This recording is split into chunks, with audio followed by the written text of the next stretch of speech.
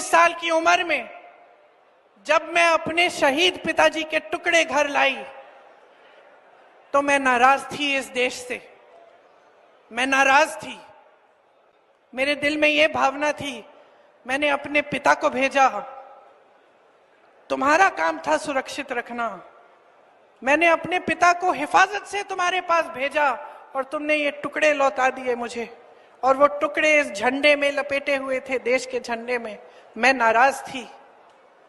मैं समझती हूं शहादत की का क्या मतलब है। जैसे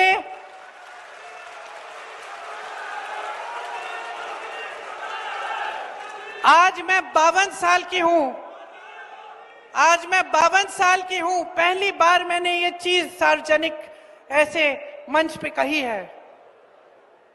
लेकिन वो जो नाराजगी थी मेरी, आस्ते आस्ते मैं समझी कि उस तरह की जो नाराजगी होती है वो सिर्फ उससे होती है जिससे प्रेम करते हैं हम।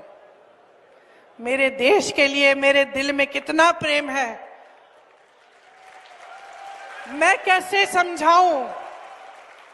जब मोदी जी मंच पे खड़े होकर मेरे पिता को देशद्रोही बोलते हैं, जब मोदी जी कहते हैं कि मेरे पिताजी ने कोई कानून बदल दिया अपनी मां से विरासत लेने के लिए, तो मेरे दिल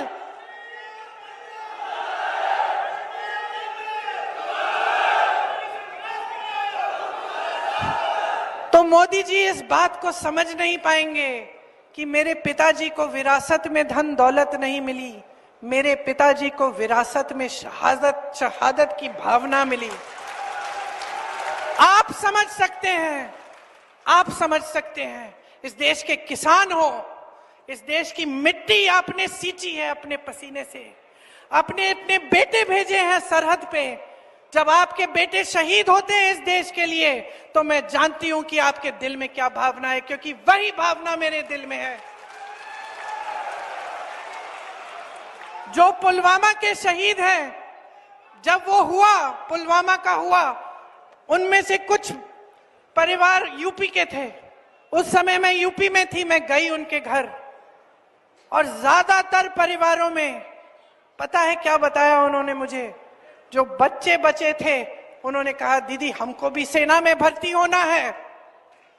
एक लड़की थी, उसका भाई एयरफोर्स में था, उसने कहा दीदी मैं पायलट बनूंगी, मैं एयरफोर्स में भर्ती होंगी। यही है शहादत की भावना। ये भावना मोदी जी नहीं समझ सकते। जो मोदी जी इंदिरा गांधी जैसी एक शहीद के बारे में उल्टी सीधी बातें करते हैं, जो मोदी जी इस भावना को देख के सिर्फ परिवारवाद देखते हैं लेकिन देशभक्ति नहीं देखते, देश की सेवा नहीं देखते, वो इस भावना को नहीं समझ सकते। मैं आपको ये कहने आई हूं, मैं आपको ये कहने आई हूं कि हमें देशद्रोही कहें, हमें घर से निकाल दें, मेरे भाई को संसद से निकाल दिया, हम पे केस डाले। मेरे भाई पे इतने केस डाल दिए कि कभी इधर कभी उधर, कभी गुजरात में कभी बिहार में वो जाता है कचहरी, जाएगा, कुछ भी कर ले, मार डालें, लेकिन ये भावना हमारे दिल से कोई नहीं निकाल सकता।